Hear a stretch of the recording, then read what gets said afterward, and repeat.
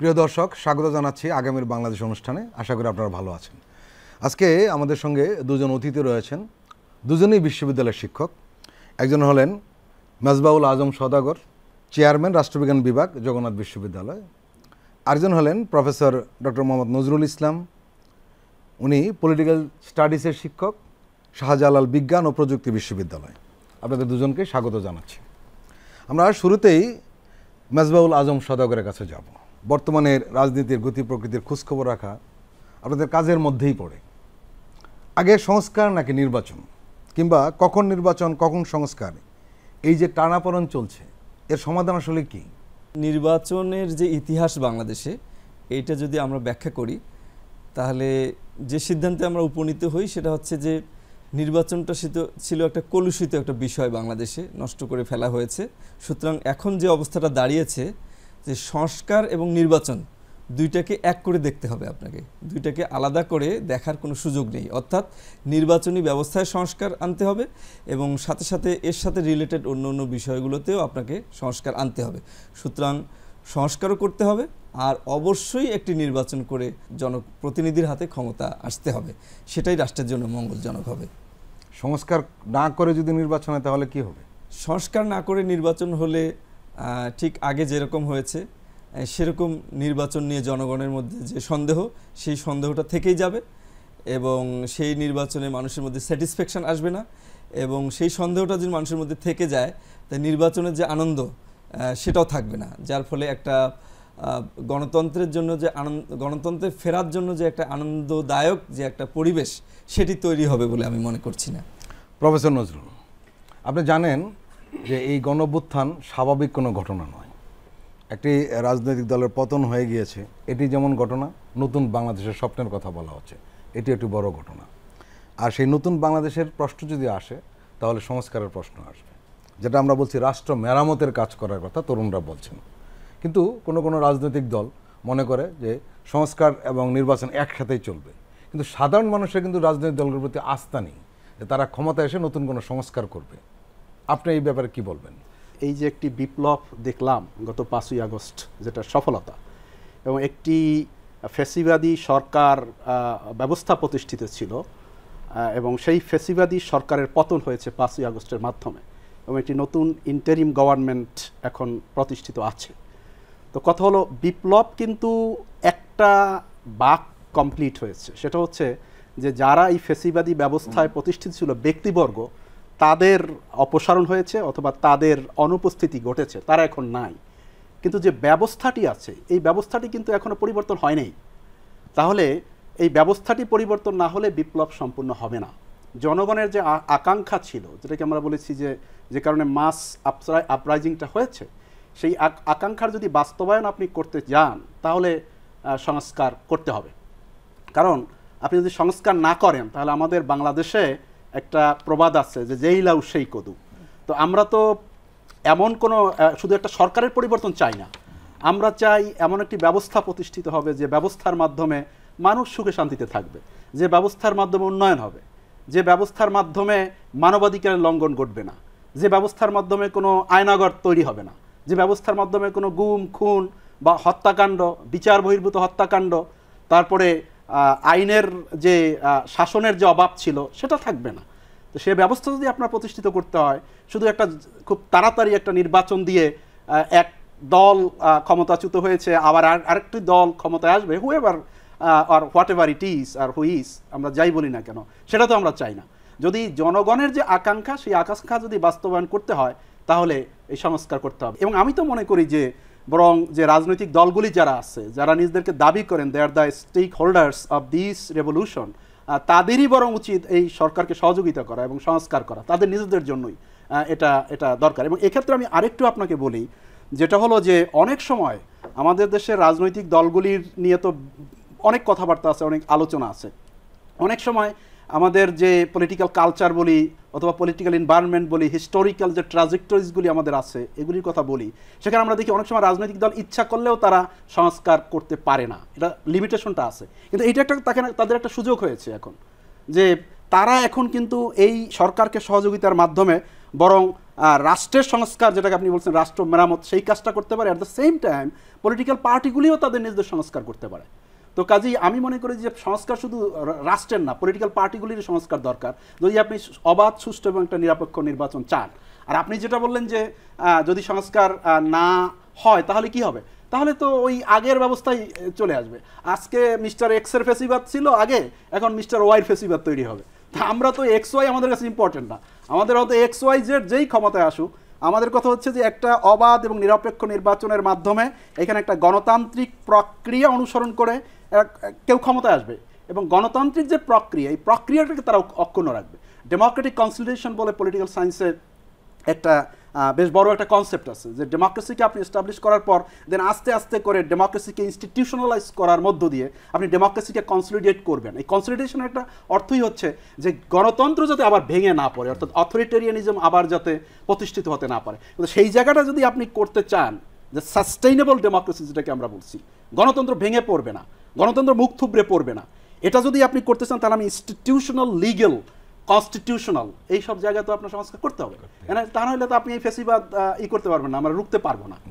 মেজবাহুল আজম সওদাগর, professor Nazrul বলছিলেন যে political দলগুলোর একটা সংস্কার দরকার, তা না হলে সমস্ত সংস্কারই আসলে কতটুকু সফল হবে সে নিয়ে সন্দেহের জন্ম নেওয়াটাই স্বাভাবিক। আপনি কি মনে করেন? জি, আমিও তাই মনে করি যে রাজনৈতিক দলগুলোর মধ্যে যে আমরা সংস্কারটা চাই, এই সংস্কারটা তারা হচ্ছে যখন ক্ষমতায় থাকে তখন তারা এটা করতে চায় না। তা আমি এই যে ইন্টারিম পিরিয়ডটাকে আমি এটাকে অপরচুনিটি হিসেবে দেখতে চাই, এই কারণে এই সময় এটার পক্ষে পাবলিক ডিমান্ড রয়েছে, পাবলিক চাচ্ছে যে রাজনৈতিক দলগুলো সংস্কার করবে, এবং এই সময়ের মধ্যে একটা রাজনৈতিক দলগুলোর উপরে একটা পাবলিক প্রেশার তৈরি হয়েছে। এই পাবলিক প্রেশারটা কিন্তু যখন তারা ক্ষমতা থাকবে তারা তখন এই ধরনের প্রেশার ফিল করবে না। সুতরাং এটি একটি অপরচুনিটিস, এবং এই প্রেশারে কিন্তু আপনি দেখবেন যে রাজনৈতিক দলগুলোর আচার আচরণে কিছুটা পরিবর্তন আপনি দেখতে পাবেন। আপনি দেখবেন যে রাজনৈতিক দলগুলো আগে যে ল্যাঙ্গুয়েজে কথা বলতো, যেভাবে চলতে চাইতো, সেইটা না করে একটু ভিন্নভাবে চলার চেষ্টা করতেছে। তারপরে তরুণ সমাজ কী চাচ্ছে সেদিকে দৃষ্টি দেওয়ার চেষ্টা করতেছে, জনগণ কী চাচ্ছে, গণ অভ্যুত্থানের চেতনাটা কী ছিল, স্পিরিটটা কী ছিল, সেটাকে অ্যাড্রেস করার চেষ্টা করছে। তো এটা হচ্ছে একটা পাবলিক প্রেশারের কারণে হয়েছে। তা আমি মনে করি যে এই ইন্টারিম যে পিরিয়ডটা, এটা পাবলিক, আমাদের জনগণের জন্য একটা ভালো সুযোগ রাজনৈতিক দলগুলোর উপর ভালোভাবে প্রেশার তৈরি করার জন্য, এবং রাজনৈতিক দলগুলোর জন্য এটা একটা ভালো সুযোগ যে জনগণের সেন্টিমেন্ট তারা বুঝতে পারবে, তারা কাজে লাগাবে এবং তারা নিজেদের মধ্যে সংস্কার আনবে। আর সত্যিকার অর্থেই যদি পলিটিক্যাল পার্টির মধ্যে কোনো সংস্কার না আসে, তাহলে হচ্ছে কোনো সংস্কারই এখানে কার্যকর হবে না। কারণ যারা সংস্কার করতে চায়, যারা দেশ চালাবে, তাদের নিজের মধ্যে অবশ্যই গণতন্ত্র থাকতে হবে। দেন আপনার মধ্যে যদি নিজের মধ্যে যদি গণতন্ত্র না থাকে, তাহলে আপনার কোনো লিগ্যাল বলেন, আপনি মোরাল বলেন, you have no right to say others যে আপনার মধ্যে সংস্কার করতে হবে। আপনি প্রশাসন সংস্কার করেন, পুলিশের সংস্কার করেন, সুতরাং যেখানে যান আপনি প্রশ্নের সম্মুখীন হবেন যে আপনার মধ্যেই তো এটা নাই। কিন্তু রাজনৈতিক দলগুলো গণতান্ত্রিক কিভাবে হবে? রাজনৈতিক দলগুলোর যে সমালোচনাটা আছে সেগুলোকে দৃষ্টিতে কী সংস্কার করতে হবে, এটা কিন্তু পাবলিক অলরেডি কিন্তু এটা বাইরে এক্সপোজ করে দিয়েছে যে কী সংস্কার করতে হবে। যেমন রাজনৈতিক দলের মধ্যে একটা পদ আছে, আপনি বোধহয় জানেন, যে কোষাধ্যক্ষ নামে একটা পদ আছে প্রত্যেকটা রাজনৈতিক দলে, অর্থনীতি বিষয়ক, যিনি ফিনান্সিয়াল ব্যাপারটা দেখেন, ফাংশনাল না। কিন্তু আপনি দেখবেন এই পদটা আলংকারিক, ঠিকই বলেছেন আপনি, আলংকারিক একটা পদ। এবং কখনো আমরা দেখি না যে রাজনৈতিক দলের এই কোষাধ্যক্ষ বছর শেষে একটা হিসাব দিয়েছেন যে আমাদের এই বছর নামই জানে না, জি এই বছর আয় ছিল এত অথবা ব্যয় হয়েছিল এত, এই ধরনের কোনো হিসাব নাই। তাহলে রাজনৈতিক দল যদি হিসাব না থাকে, যদি কোনো ফাংশন না থাকে, তাহলে জনগণের মধ্যে প্রশ্ন, তাহলে রাজনৈতিক দলগুলা চলে কিভাবে? আমরা তো ব্যাপক খরচ করা দেখি রাজনৈতিক দলগুলোকে। এগুলোকে যে ফান্ডিংয়ের উপর চলে, এই ফান্ডিংটা হচ্ছে যে আপনার outside of their official work, এই ফান্ডিংগুলো আসে, বিভিন্ন জন ডোনেশন দেয়। ডোনেশন দেওয়া খারাপ কিছু না, ডোনেশন দেওয়া ভালো, এটা উন্নত বিশ্বের গণতান্ত্রিক রাষ্ট্রগুলোতেও চালু আছে যে পলিটিক্যাল পার্টিগুলোকে তারা ডোনেট করে, বাট এটার হিসাব থাকতে হবে এবং বছর শেষে মানুষকে এটা জানাতে হবে।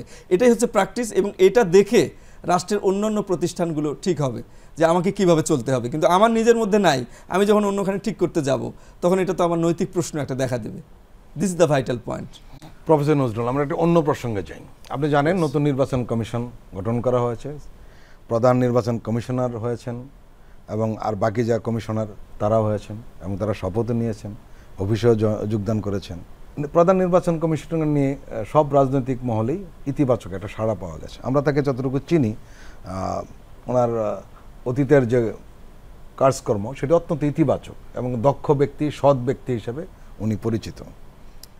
প্রশ্ন হলো, রাজনৈতিক অঙ্গনের বর্তমানে যারা প্রধান স্টেক হোল্ডার, সেই দলগুলো যদি সুষ্ঠু নির্বাচনে বাধা হয়ে দাঁড়ায়, তাহলে এই কমিশন কি করবে? অতীতে কিন্তু আর নজির রয়েছে। পলিটিক্যাল পার্টির তো কমিটমেন্টের একটা জায়গা আছে। পলিটিক্যাল পার্টির একাডেমিক্যালি বললেও পলিটিক্যাল পার্টির মূল লক্ষ্য উদ্দেশ্য হচ্ছে ক্ষমতায় যাওয়া।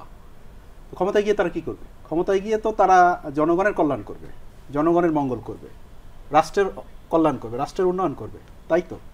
তো যদি সেটা হয় তাহলে পলিটিক্যাল পার্টি তো বরং তারা দাবি করবে যে অবাধ এবং নিরপেক্ষ নির্বাচন। নির্বাচন বলতে তো আমরা এটা বুঝি অবাধ এবং, কারণ নির্বাচন তো স্বৈরাচারী ব্যবস্থায় নির্বাচন হয়, পৃথিবীর বিভিন্ন দেশে হয়েছে এবং আমরা গত প্রায় 1.5 যুগ আমরা এটা দেখেছি। ডামি নির্বাচন, রাতের নির্বাচন। অনেকেই তো বলেছেন যে ইভেন পলিটিক্যাল সায়েন্টিস্টরা বলেছেন লাইলাতুল ইলেকশন, দিনের ভোট রাতে হয়ে গেছে। এটা তো বাস্তবতা, এটা তো হয়েছে। এবং সেখানে তো আমরা নির্বাচনের আয়োজন সবই দেখেছি, ইলেকশন কমিশন, তারপরে তারা ভোট দিছে, মানুষজন কিছু গেছে, তারপরে ভোট গণনা হয়েছে, ডিক্লারেশন হয়েছে। সো মানে it is some kind of drama, এগুলো তো হয়েছে। এই জন্য তো পলিটিক্যাল সায়েন্সের লোকেরা বলছেন যে নির্বাচন হলে হবে না, অবাধ এবং নিরপেক্ষ নির্বাচন লাগবে। তো অবাধ এবং নিরপেক্ষ নির্বাচনের জন্য একটা বড় দায়িত্ব হচ্ছে ইলেকশন কমিশনের। দলীয় সরকারের অধীনে এরকম অবাধ নিরপেক্ষ নির্বাচন হয় নাই, এটা হলো বাস্তবতা। নির্দলীয় তত্ত্বাবধায়ক সরকারের অধীনে, তত্ত্বাবধায়ক বলেন অথবা ইন্টারিম বলেন, আপনি যাই বলেন, আমি বলছি অর্থাৎ যে দলীয় সরকারের বাইরে, দলীয় সরকার নয়, এরকমের সরকার যদি না হয় তাহলে একটা পলিটিক্যাল পার্টি সার্টেন হতে পারে না যে আমি ক্ষমতায় যাবই, বিশেষ করে যারা ক্ষমতাসীন থাকে। প্রবলেমটা হচ্ছে পলিটিক্যাল পার্টিকে ক্ষমতায় যেমন তারা যাবে, তাদেরকে বুঝতে হবে যে আমরা ক্ষমতায় নাও যেতে পারি, বিরোধী দলেও যেতে পারি। It should be up to the people এবং it should be the choice of the people, যে পিপল যাকে ক্ষমতায় পাঠাবে সে ক্ষমতায় যাবে, যাতে করে পিপল তাদেরকে ভোট দেয়, ক্ষমতায় যায়। পিপলের কাছে এই পলিটিক্যাল পার্টিকে যেতে হবে, বিকজ তাদের দায়বদ্ধতা পিপলের কাছে থাকবে। এবং এক্ষেত্রে আমরা আশা করবো, বরং পলিটিক্যাল পার্টিকে আমরা বলবো যে শুধু তাদের ক্ষমতায় যাওয়াটা ইম্পর্টেন্ট না, আমাদের কনসার্ন হচ্ছে দেশ নিয়ে। পলিটিক্যাল পার্টি তো আজ একটা ক্ষমতায় যাবে, কালকে আর একটা যাবে, এবং পলিটিক্যাল পার্টির কনসার্নও হওয়া উচিত দেশ নিয়ে। কারণ at the end of the day দেশটাই আমাদের সবার। এই দেশের গণতন্ত্রকে আমরা একটা জায়গায় নিয়ে যেতে চাই। সে কারণে পলিটিক্যাল পার্টির বরং উচিত সহযোগিতা করা, যাতে করে অবাধ এবং নিরপেক্ষ নির্বাচন হয়। মেজবাউল আজম, জি, প্রফেসর নজরুল কিন্তু একটা কথা বলছিলেন একদম শেষ দিকে, যে পলিটিক্যাল পার্টিগুলির উচিত যে একটি সুষ্ঠু এবং গ্রহণযোগ্য নির্বাচন যাতে হয় সে ব্যাপারে সহযোগিতা করা। বর্তমান পরিস্থিতি কিন্তু অনেকটা অনুকূল দুটো কারণে। একটি হলো কোনো দলীয় সরকার নেই, দ্বিতীয় আরেকটি কারণ হলো এখন যদি অতীতের মতো কোনো পলিটিক্যাল পার্টির নির্বাচনে কোনো রিগিং, ভোট ডাকাতি করার চেষ্টা করে, তাহলে সেই পলিটিক্যাল পার্টির অস্তিত্ব নিয়ে কিন্তু টান পড়তে পারে। আপনার কি মনে হয়? এবার যে রাজনৈতিক পট পরিবর্তনটা বাংলাদেশে হয়েছে, এটা ইতিহাসের যতগুলো পট পরিবর্তন হয়েছে তার চেয়ে এইটার চরিত্রগত দিকটা একটু আলাদা। এখানে আপনি দেখবেন যে এরশাদের সময় যে স্বৈরাচার পতন হয়েছে, যে আন্দোলনটা আমরা দেখেছি, তখন ছোট ছিলাম আমরা, এই আন্দোলন সম্পর্কে যে জানি, এটা ছিল এলিট শ্রেণীর একটা আন্দোলন। সাধারণ মানুষ কিন্তু তখন রাস্তায় নামেনি। ঢাকা বিশ্ববিদ্যালয়ের কিছু শিক্ষক, কিছু বুদ্ধিজীবী, তারা এখানে আন্দোলন করার ফলে এরশাদের পতন হয়েছে। ঢাকা কেন্দ্রিক ছিল আন্দোলনটা। অনেক সময় গ্রামের, আমি তখন অনেক ছোট ছিলাম, দেখতাম যে ফ্যামিলিতে পত্রপত্রিকা 2 দিন পরে যেত পত্রিকা, তখন জানতে পেরেছি যে এরকম একটা ব্যাপার। কিন্তু এবারের গণ অভ্যুত্থানটা ছিল ঠিক অন্যরকম। এখানে সাধারণ মানুষ, প্রত্যেকটা মানুষ রাস্তায় নেমেছে, শ্রমিক, কৃষক, আলেম, ওলামা, ছোট ছোট বাচ্চা স্কুলের, সবাই রাস্তায় নেমেছে। এবং আপনি যদি দেয়াল লিখনগুলোর দিকে তাকান তাহলে আপনি বুঝবেন যে এই আন্দোলনের, এই অভ্যুত্থানের চরিত্রটা কেমন ছিল। এর মধ্যে একটা স্পিরিট আছে, এই স্পিরিটটাকে আপনার ধারণ করতে হবে। তো পলিটিক্যাল পার্টি যদি এই স্পিরিটটাকে ধারণ করতে না পারে, তাহলে আপনাকে বুঝতে হবে যে তরুণ সমাজ এবং সাধারণ মানুষের মধ্যে কিন্তু অন্যরকম একটা চেতনা ডেভেলপ করেছে এবং তারা যে কোনো সময় রাস্তায় দাঁড়ায় যাবে এরকম একটা পরিস্থিতি তৈরি হয়েছে। সুতরাং আগামী দিনে রাজনৈতিক দলগুলোর জন্য এটা আমি মনে করি যে খুবই কঠিন হবে জনগণের এই সাধারণ চাওয়াটাকে অগ্রাহ্য করে কোনো কিছু করতে চাওয়া। It will be very difficult for the political parties in the future days. প্রিয় দর্শক, আমরা এখন একটি বিরতি নিচ্ছি, আমরা এক্ষুনি ফিরছি, আপনারা আমাদের সঙ্গেই থাকুন। প্রিয় দর্শক, আবারও স্বাগত জানাচ্ছি আগামীর বাংলাদেশ অনুষ্ঠানে। প্রফেসর নজরুল, প্রধান উপদেষ্টা প্রফেসর ডক্টর মোহাম্মদ ইউনূস বলেছেন ভারতের কাছ থেকে শেখ হাসিনাকে ফেরত চাওয়া হবে। আপনারা জানেন যে ডিসেম্বরে ভারত বাংলাদেশের পররাষ্ট্র সচিব পর্যায়ে এটি বৈঠক হওয়ার কথা রয়েছে। আমাদের পররাষ্ট্র সচিব জানিয়েছেন যে ওই বৈঠকে পালিয়ে যাওয়া প্রধানমন্ত্রী শেখ হাসিনাকে ফেরত চাওয়ার বিষয়টি আলোচনায় আসতে পারে। প্রশ্ন হলো, স্বৈরাচার শেখ হাসিনাকে দিল্লি কি ফেরত দেবে? আর ফেরত না দিলে কি হবে? শেখ হাসিনাকে দিল্লি ফেরত না দিলে ভারত বাংলাদেশের সম্পর্কের ক্ষেত্রে এই বিষয়টি একটা বড় বাধা হয়ে দাঁড়িয়ে থাকবে। দিল্লির সাথে আসলে বাংলাদেশের সম্পর্ক ছিল না। যে দিল্লির যদি ফরেন পলিসি আমরা অ্যানালাইজ করি, আমি জানি না বা আমরা জানি না যে দিল্লি আসলে এখন রিভিউ করছে কিনা তাদের ফরেন পলিসিটা ছিল মেইনলি একটা দল এবং একজন পার্সন, আওয়ামী লীগ এবং শেখ হাসিনার প্রতি। তাদের ফরেন পলিসির যে অবজেক্টিভ সেটার মধ্যে এই ব্যক্তি এবং একটা দলই ছিল, বাংলাদেশ ছিল না। বাংলাদেশের আপামর মানুষের সাথে তারা সম্পর্ক তৈরি করতে পারে নাই বা তৈরি করার চেষ্টাও করে নাই। এটা আমরা দেখলাম যে 5ই আগস্টের পরে তিনি দিল্লি চলে গেলেন এবং দিল্লি তাকে আশ্রয় দিয়েছে। অন্যান্য অনেক দেশেও শুনেছি আমরা যে আবেদন করেছিলেন কিন্তু কেউ তাকে আশ্রয় দেয় না। Global burden. তো এখনও দিল্লিতে তিনি আছেন। তো এখন কথা হলো যে দিল্লির সাথে ইন্ডিয়ার সাথে তো বাংলাদেশের একটা এক্সট্রাডিশন চুক্তি আছে, কিন্তু প্রত্যার্পণ চুক্তি যেটাকে আমরা বলি, যে এক দেশের ওই এর আগে বাংলাদেশ এরকমের করেছিল, পরেশ বড়ুয়াকে পাঠিয়েছিল, আপনি জানেন। তো কাজেই দিল্লি যদি গণতান্ত্রিক আচরণ করে, দিল্লি যদি আইনের প্রতি শ্রদ্ধাশীল হয়, তাহলে মানে লিগ্যাল ফ্রেমওয়ার্কে যদি দেখে, তাহলে তো তাকে ফেরত দেওয়াটা সে বাধ্য এবং তার ফেরত দিতে হবে। আর দিল্লি যদি পলিটিক্যাল আচরণ করে যে আমি হুইমজিক্যাল, আমি করলাম না, যাও, তাহলে তো কেসটা ভিন্ন।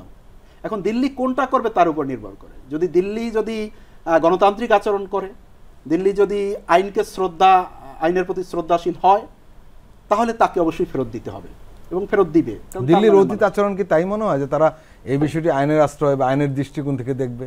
অতীতে এটা খুব কঠিন বলা, যে আমরা এভাবে দেখি নাই। দেখেন, বাংলাদেশে ভারতের ব্যাপারে বলা হয় যে একটা ইন্ডিয়ান সেন্টিমেন্ট তৈরি হয়েছে। তো অ্যান্টি ইন্ডিয়ান সেন্টিমেন্ট যেহেতু তৈরি হয়েছে কেন? আসলে তৈরি হয়েছে দিল্লির আচরণের কারণেই তৈরি হয়েছে। দিল্লি কিন্তু সেইভাবে দেখে নাই। গণ অভ্যুত্থানে আমরা এই স্লোগান দেখেছি যে ঢাকা না দিল্লি, ঢাকা ঢাকা। আচ্ছা, তো এই স্লোগান আসছে কেন? কারণ এই ছাত্ররা এবং বাংলাদেশের যারা ইনফর্মড পিপল, এমনকি সাধারণ মানুষ যারা খুব রাজনীতি নিয়ে অত ভাবে না, চিন্তা করে না বা এক্সপ্রেস করে না, তারাও এটা বুঝে গেছে যে দিল্লি এক ধরনের আধিপত্য করতেছে বাংলাদেশের ব্যাপারে।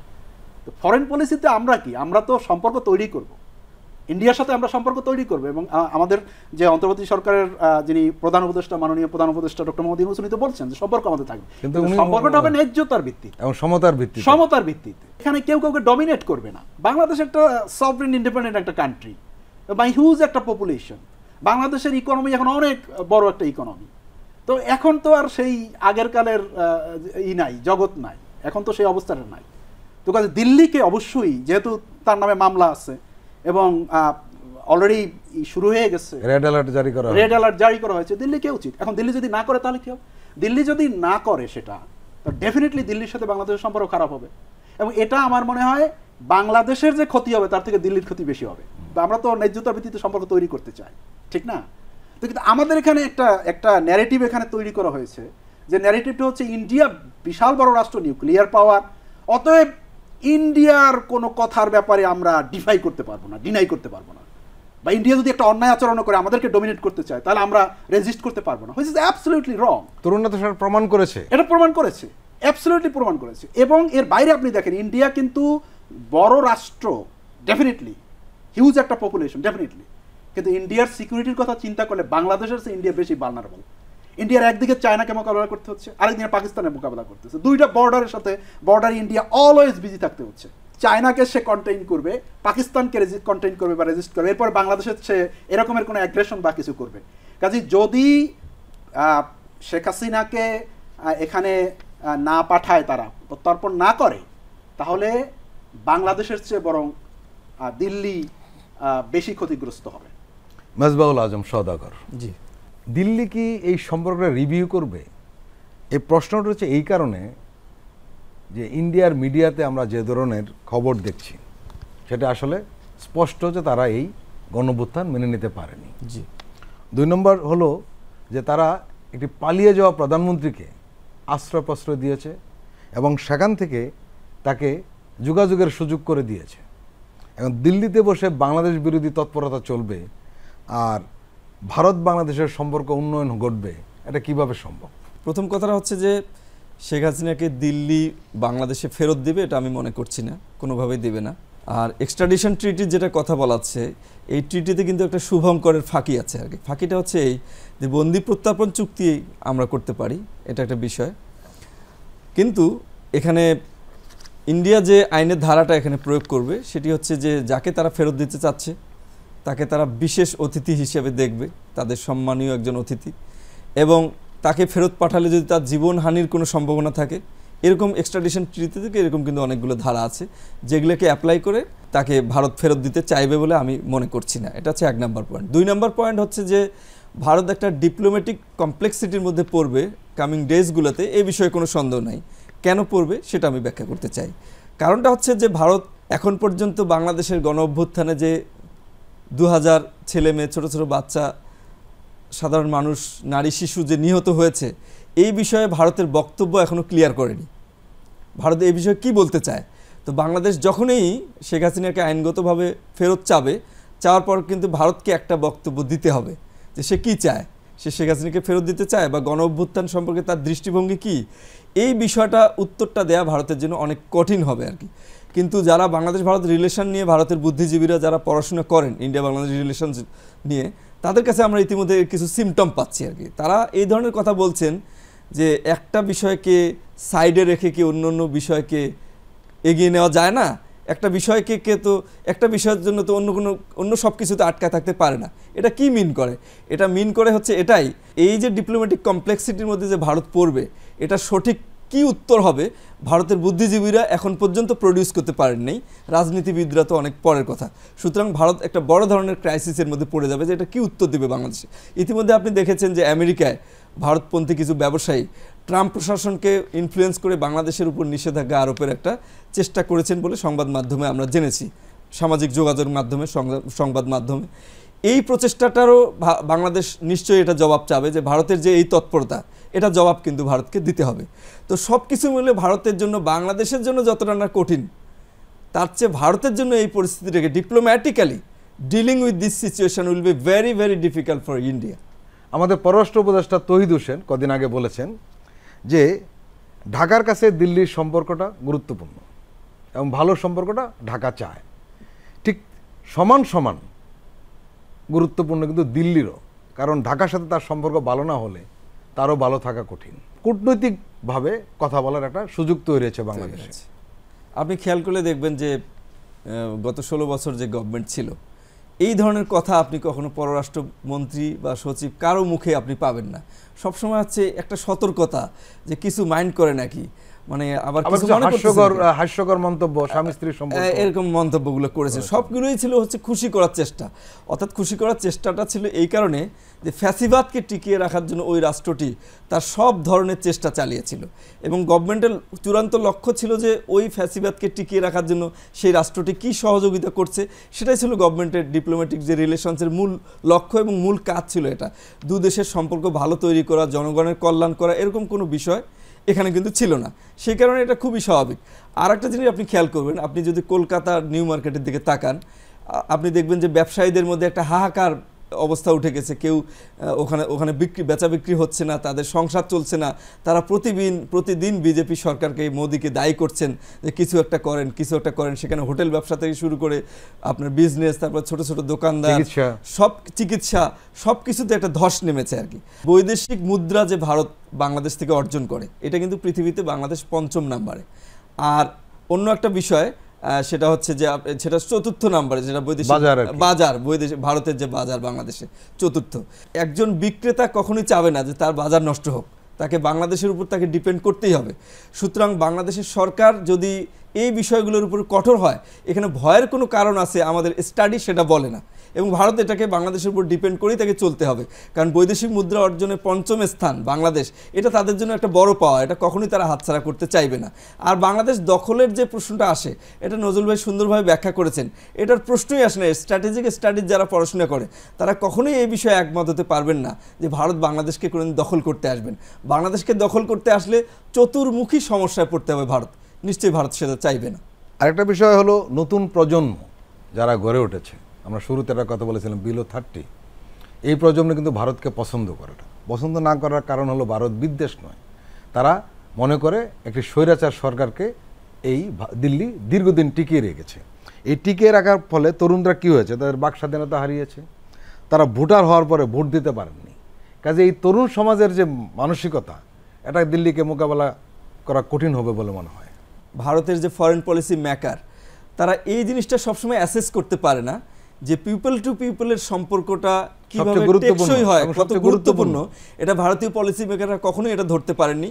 এবং ভারতের যে থিঙ্ক ট্যাঙ্কগুলো, এগুলো নিয়ে আমরা একটু পড়াশোনা করি যেহেতু আমরা পলিটিক্যাল সায়েন্সের, তাদের থিঙ্ক ট্যাঙ্কগুলোও এটা কেন যেন ধরতে পারে না এবং গভর্নমেন্টকে এই ধরনের কোনো অ্যাডভাইস করে না।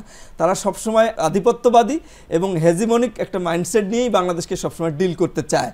এটা ভারতের জন্য ভবিষ্যৎ ইন দ্য কামিং ডেজ। আপনি যে বললেন যে বিলো 30 যে জেনারেশন, আপনি দেখেন এই বিলো 30 জেনারেশনটা কিন্তু ভারতের তৈরি করা বুদ্ধি দিয়ে বিগত সরকার এদেরকে তৈরি করেছে, কিন্তু লাভ হয়নি। এদের তৈরি করেছে, কিন্তু আশ্চর্য হয়ে আপনি দেখবেন যে জেনারেশনটাকে তারা তৈরি করলো, অর্থাৎ প্রতিদিন ছবি আঁকাইলো, ভারতের প্রশংসা করাইলো, তারপর প্রতিদিন রচনা প্রতিযোগিতা, প্রতিদিন বিতর্ক প্রতিযোগিতা, কয়েকজন ব্যক্তি নিয়ে, এবং ভারত বিরোধী ওই কারিকুলামের মধ্যে কোনো ভারত বিরোধী কথা ছিল না, কিন্তু তারপরও সেই প্রজন্মের দ্বারাই তিনি উৎখাত হলেন। এটি একটি খুব আশ্চর্যজনক একটা ব্যাপার, পৃথিবীতে ইতিহাস হয়ে থাকবে যে নিজের তৈরি করা একটা প্রজন্ম দ্বারাই নিজেই তিনি উৎখাত হলেন। এটা ইতিহাস হয়ে থাকবে আমি মনে করি। প্রফেসর নজরুল, আপনি জানেন গত 15.5 বছরে এই স্বৈরাচার সরকার আন্তর্জাতিক সম্পর্কের ক্ষেত্রে বাইলেটারাল রিলেশনকে গুরুত্ব দিয়েছে, মাল্টি রিলেশনকে অ্যাভয়েড করেছে। কিন্তু প্রফেসর ইউনূস কিন্তু মাল্টি রিলেশনের পক্ষে, যার কারণে উনি সার্কের কথা বলেছেন, উনি আসিয়ানের সদস্য হওয়ার জন্য তৎপরতা চালিয়েছেন, এবং উনি কিন্তু আরেকটা স্পষ্ট করে বলেছেন যে ভারতের কারণে কিন্তু সার্ক আজকের এই করুণ হাল। উনি রোহিঙ্গা ইস্যুকে কিন্তু আলাদাভাবে গুরুত্ব দিচ্ছেন, যেটা পতিত সরকার দেয়নি।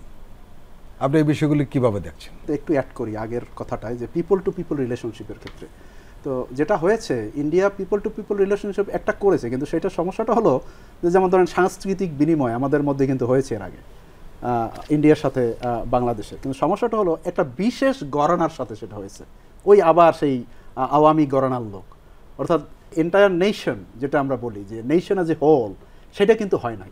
তো যে কারণে ওইটা ওয়ার্ক করে না। আর পরে যে আপনি এখন যেটা বললেন যে বাইল্যাটারাল রিলেশনশিপ এবং মাল্টিল্যাটারাল রিলেশনশিপ, এই দুটো রিলেশনশিপই হচ্ছে ফরেন পলিসির একটা অবজেক্টিভ বেসিক্যালি। তো আপনি এটা কিভাবে একটা রাষ্ট্র নির্ধারণ করে, একটা রাষ্ট্র নির্ধারণ করে, কারণ ফরেন পলিসির মূল অবজেক্টিভটাই হচ্ছে টু গেইন ইন্টারেস্ট, রাষ্ট্রের স্বার্থ যেখানে অর্জিত হবে তার সাথেই আমি সম্পর্ক করব, not at the expense of our security, of our independence, of our sovereignty, of our people's rights, এগুলির বিনিময়ে না। এগুলি নিয়েই আমরা আমাদের স্বার্থ অর্জন করব, বিভিন্ন ক্ষেত্রে স্বার্থ অর্জন করব, তাই না? যে আমরা এডুকেশনের কথা আমরা বলতে পারি, আমরা আমাদের ইকোনমির ক্ষেত্রে কথা আমরা বলতে পারি, আমাদের সোসাইটির কথা বলতে পারি, বিভিন্ন ক্ষেত্রে আমরা করতে পারি। তো এখন কথা হলো যে এই স্বার্থের ভিত্তিতেই নির্ধারিত হবে যে আমরা কি বাইল্যাটারাল রিলেশনশিপ করব না মাল্টিল্যাটারাল রিলেশনশিপ করব। আজকে যে আধুনিক দুনিয়া, এই দুনিয়ায় কিন্তু এই স্বার্থের আলোকে উভয় প্রকারের রিলেশনশিপই তারা করে। যেমন আপনি বাইল্যাটারাল রিলেশনশিপ হতে পারে, এতে কোনো অসুবিধা নাই, দেখতে হবে আমাদের স্বার্থ রক্ষিত হচ্ছে কিনা। আমি ইন্ডিয়ার সাথে সম্পর্ক করবো কিসের ভিত্তিতে, আমার স্বার্থ রক্ষিত হবে কিনা। এক্স্যাক্টলি ওই একই রিলেশনশিপে ইন্ডিয়াও চাইবে তার স্বার্থ রক্ষা করতে। তার মানে এখানে হলো উইন উইন একটা সিচুয়েশন, যে এই রিলেশনশিপ আমরা করবো, আমিও জিতবো তুমিও জিতবা, আসো এখানে come to the table and we go for negotiation. আগে বাংলাদেশের সাথে যদি বলি যে যেটা বাইল্যাটারাল রিলেশনশিপের কথা, এটা বাংলাদেশের সাথে বেসিক্যালি তো সম্পর্ক ছিল বাংলাদেশ আর ইন্ডিয়ার সম্পর্ক, তাও বাংলাদেশ বলতে হোল বাংলাদেশ না। আমি হচ্ছে আগে বললাম যে একটা দল এবং একটা পার্টি, এবং তাদের কিভাবে তারা ক্ষমতায় থাকবে, কিভাবে তাদেরকে ক্ষমতায় রাখা হবে, এবং যেটা বলছে তারা 40 বছর পর 2041 সাল পর্যন্ত তারা ক্ষমতায় থাকবে। অতএব ওই অবজেক্টিভের আলোকেই রিলেশনশিপটা তৈরি হয়েছে। এখানে মানুষের কি লাভ হবে, এখানে গণতন্ত্রের অবস্থাটা কি, দেশের কি লাভ হবে, দেশের কি লাভ হবে, হিউম্যান রাইটসের এখানে অবস্থাটা কি, বাজারের আজকের অবস্থা কি, মানুষ সবজি কিনছে কয় টাকায় কেজিতে, চাল ডাল কিনছে খেতে পারছে কিনা, এই আলোচনা তো নাই। আলোচনাটা হচ্ছে যে আমি ক্ষমতায় থাকবো কিনা, that is important, and that became important. তো এই জন্য এখন আমি আসি যে আপনি যেটা বললেন যে এখন ডক্টর মোহাম্মদ ইউনূস সরকার যিনি এখন আছেন, উনি আমি বিশ্বাস করি বাইল্যাটারাল রিলেশনশিপ রাখবেন ডেফিনেটলি, কিন্তু এর বাইরেও মাল্টিল্যাটারাল রিলেশনশিপ কতগুলি জায়গা আছে যেখানে শুধু দুটি স্টেট জড়িত না, যেখানে স্টেটের 2 স্টেটের বাইরে আরও অনেকগুলি স্টেট, যেটাকে বলে মাল্টিল্যাটারাল। যেমন আপনি ফর এক্সাম্পল সার্কের কথা বলেছেন। সার্ক যদি আজকে যদি কার্যকর থাকতো তাহলে এইটা শুধু ইন্ডিয়ার জন্য না, এই সাউথ এশিয়ার সবার জন্য ভালো হতো। কিন্তু প্রবলেমটা হয়েছে কোথায় এখানে, যে ইন্ডিয়া তো একটা, আমি এখানে আবার ইন্ডিয়ার কথা বলছি, ইন্ডিয়া তো একটা সুপার পাওয়ার হতে চায়। তো সুপার পাওয়ার হলে তো ভালো, খারাপ না, আমরা তো চাই ইন্ডিয়া একটা সাউথ এশিয়ার একটা সুপার পাওয়ার। কিন্তু সমস্যা হয়েছে ইন্ডিয়া চায় যে সে একাই সুপার পাওয়ার হবে আর সবাইকে সে ডমিনেট করবে। ইট ডাজন্ট ওয়ার্ক, এটা হয় না। আপনি মার্কিন যুক্তরাষ্ট্রকে দেখেন, আপনি মার্কিন যুক্তরাষ্ট্রের একেবারে পায়ের নখের ডগায় ছিল হলো কিউবা। তো কিউবার সাথে ইডিওলজিক্যাল কনফ্লিক্ট আমেরিকা সবসময় ছিল, কিন্তু কোনোদিন এই কিউবার এইভাবে মানে গত 15 বছর যেভাবে ইন্ডিয়া ডমিনেট করেছে, মানে আমাদের সরি ফিল হয় ইন্ডিয়ার জন্য, ইন্ডিয়ার পলিসি মেকারদের জন্য। তাদের কি মাথার মধ্যে এটা নাই যে এইভাবে করে তারপরে সুপার পাওয়ার হওয়া যায় নাকি? আজকে India almost has been isolated টোটালটাই। সাউথ এশিয়া একটি দেশের সাথে প্রতিবেশীর সঙ্গে তার সম্পর্ক ভালো নেই। তাহলে আপনি কেমনে super power man? Super power হওয়ার জন্য শুধু মিলিটারি পাওয়ার, হার্ড পাওয়ার এনাফ না। সুপার পাওয়ার হওয়ার জন্য আপনার সিভিলাইজেশন লাগবে, আর একটা আঞ্চলিক পাওয়ারটা তো অর্জন করতে হবে। ডেফিনেটলি। নেপাল তো একটা ইন্ডিয়ার চাইতে বেশি হিন্দু রাষ্ট্র। শ্রীলঙ্কা তো সেখানে তার ইসলাম কোশ্চেন নাই, সেখানে তো মুসলিম কোশ্চেন নাই, সেখানে তো হিস্টোরিক্যাল আমাদের যে লিগ্যাসিগুলি আছে, ব্রিটিশ কলোনিয়াল হিস্ট্রি এবং যে স্ট্রাগল, যে ডাইনামিক্সগুলি আছে হিস্টোরিক্যাল, সেখানে তো আমাদের নাই। তাহলে নেপালের সাথে সম্পর্ক খারাপ কেন? শ্রীলঙ্কার সাথে সম্পর্ক খারাপ কেন? তো কাজেই এখন এই যে মাল্টিল্যাটারাল রিলেশনশিপ, এই রিলেশনশিপে যেতে হবে। এবং ওই যে আমি বলি সার্ক বলি, বা যেটা আমি I would thank doctor Muhammad Yunus and তার ভিশনকে আমি অ্যাপ্রিসিয়েট করি যে তিনি বলছেন যে আসিয়ানের সাথে যোগাযোগ করবেন। মালয়েশিয়ার সাথে অলরেডি আমাদের সম্পর্ক হয়েছে, কথা হয়েছে। মালয়েশিয়ার প্রাইম মিনিস্টার খুবই হাইলি কোয়ালিফাইড একজন prime minister, doctor Anwar Ibrahim. সামনে তো আসিয়ানের সভাপতি হচ্ছে মালয়েশিয়া, এবং আনোয়ার ইব্রাহিম এখানে সফর করে গেছেন, খুবই দ্রুত এসে উনি সফর করে গেছেন। It's a good sign. এবং এটাকে কাজে লাগিয়ে আমাদের বর্তমান সরকার যে তারা যেভাবে প্রচেষ্টা নিচ্ছেন, আমার মনে হয় এটা করা উচিত, এতে করে বাংলাদেশ বেনিফিটেড হবে। প্রিয় দর্শক, আমরা আবার একটু বিরতি নিচ্ছি, আমরা এক্ষুনি ফিরছি, আপনারা আমাদের সঙ্গেই থাকুন। প্রিয় দর্শক, আবারও স্বাগত জানাচ্ছি আগামীর বাংলাদেশ অনুষ্ঠানে। মেজবাউল আজম সওদাগর, আমরা বাংলাদেশ ইন্ডিয়া রিলেশন নিয়ে কথা বলছিলাম। এখানে তার সুপার পাওয়ারের কথা এসছে। একটি দেশ সুপার পাওয়ার হওয়ার জন্য যে যোগ্যতা দরকার, আমরা কিন্তু দিল্লির মধ্যে তার সিটে ফোটা খুঁজে পাইনি। আমরা বলছিলাম যে প্রতিবেশী একটি দেশের সঙ্গে যার কোনো ভালো সম্পর্ক নেই, সে বিশ্বে কিভাবে সুপার পাওয়ার হবে? প্রথম শর্তটাই হচ্ছে তার প্রতিবেশীর সাথে তার ভালো সম্পর্ক থাকতে হবে।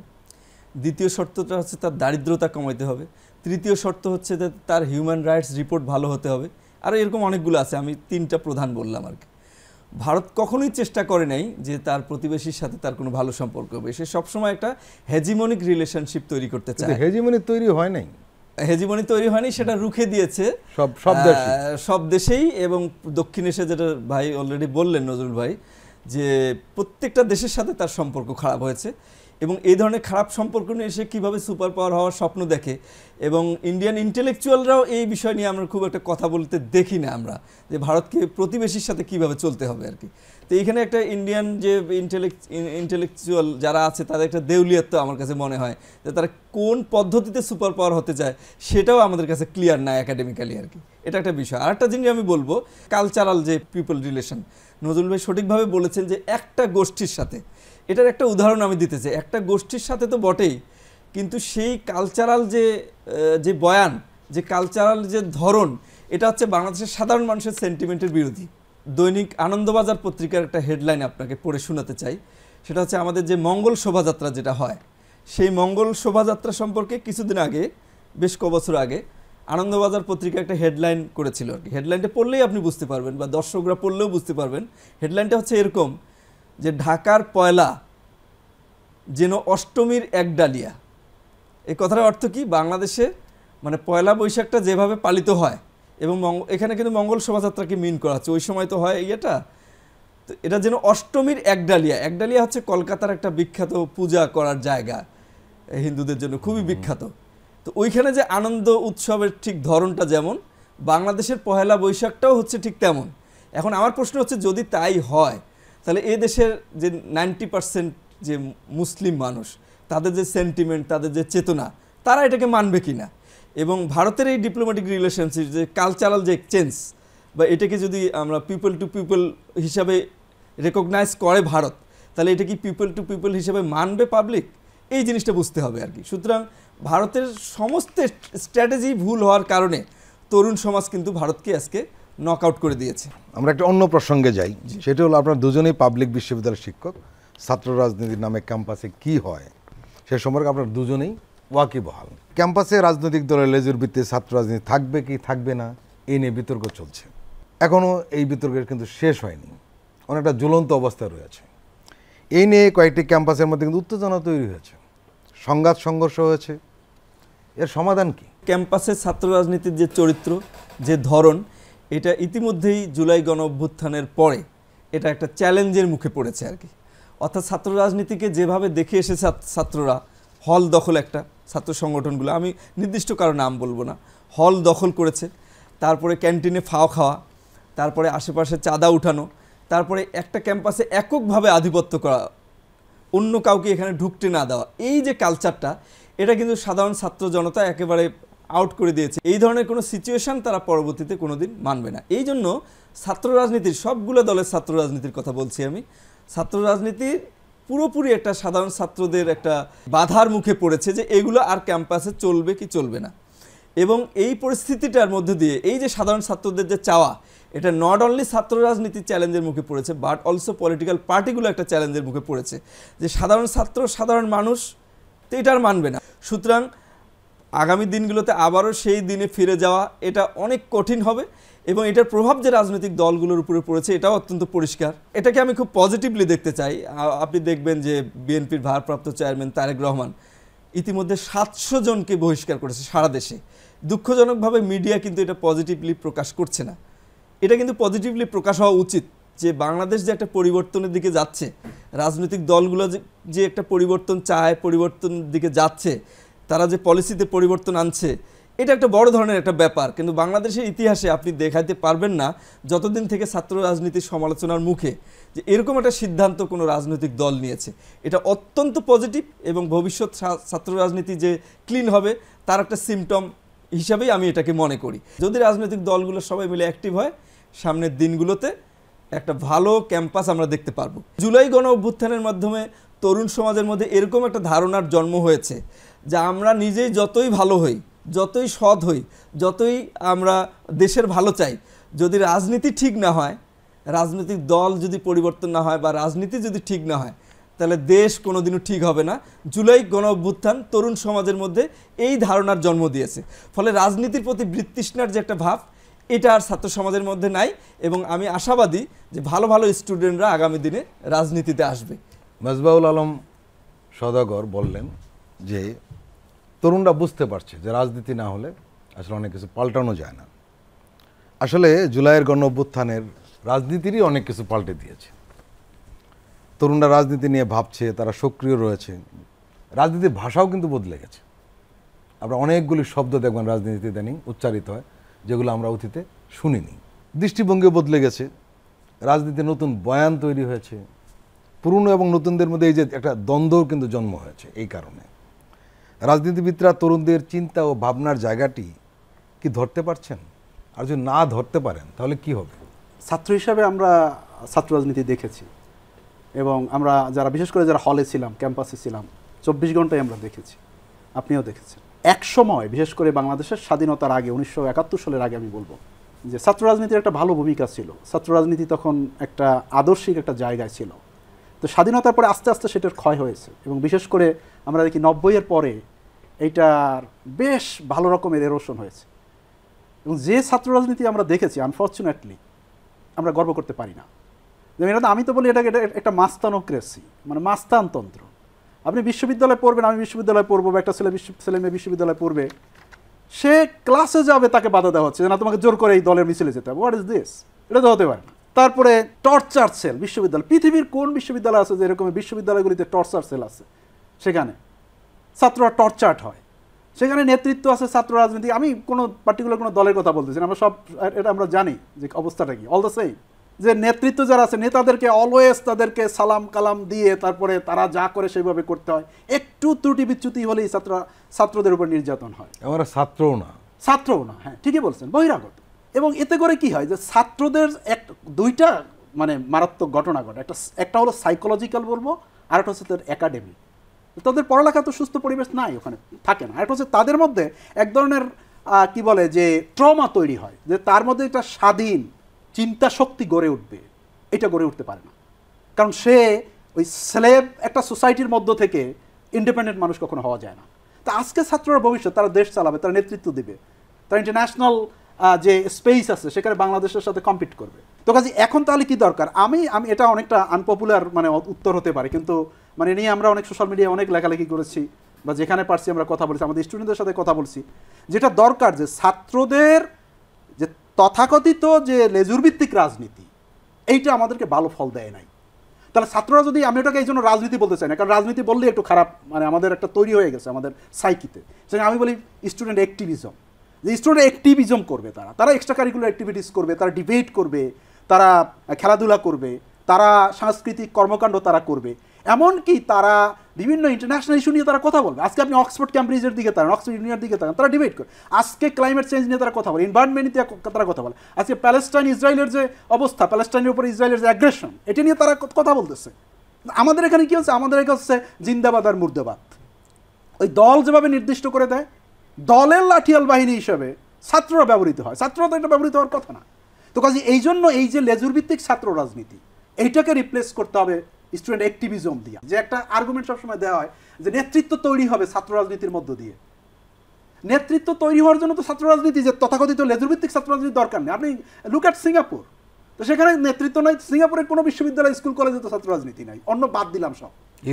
ইউরোপে সেখানে তো এরকম ছাত্র রাজনীতি নাই। দল না, ওখানে গ্রুপ আছে, একটা দেয়, নাম দেয়, তারা কর্মকাণ্ড তারা পরিচালনা করে। দলের বাইরে যদি ছাত্ররা থাকে, নেতৃত্বের কোনো অসুবিধা নেই। এবং বরং আমরা দেখেছি যে আমাদের নেতৃত্বের অবস্থা দেখেছি, যারা ছাত্র রাজনীতি করে যারা নেতৃত্ব হয়েছে, তাদের থেকে বরং যারা ছাত্র রাজনীতি তথাকথিত লেজুর ভিত্তিক ছাত্র রাজনীতি না করে যদি নেতৃত্ব আসে, বরং তারা ভালো করবে, এফিসিয়েন্ট হবে, অনেস্ট হবে।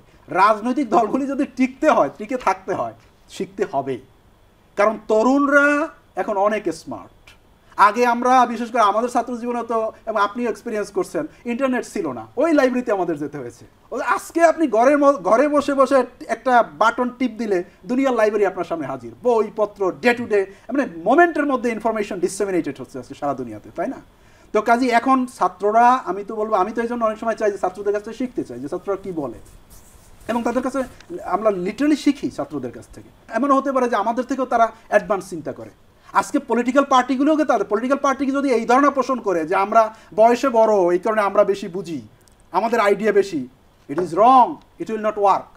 পলিটিক্যাল পার্টিকে যদি টিকতে হয়, তারা যদি ঠিকই মনে করে যে they represent people, they represent students, they represent all of us, তাহলে তাদেরকে এই জনগণের টোনটা বুঝতে হবে। টোন এবং টেম্পোর সাথে তারা যদি সিনক্রোনাইজ না করতে পারে, তাহলে পলিটিক্যাল পার্টি ভালো করতে পারবে না। এবং তাদেরকে এমনকি আমি তো বলবো যে তাদের এক্সটিংশন হওয়ারও সম্ভাবনা আছে।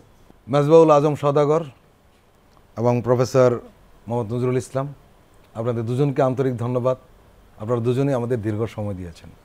আপনাকেও ধন্যবাদ অনেক আমাদের ধন্যবাদ। পক্ষ থেকে। প্রিয় দর্শক, আজকের অনুষ্ঠান আমরা এখানেই শেষ করছি।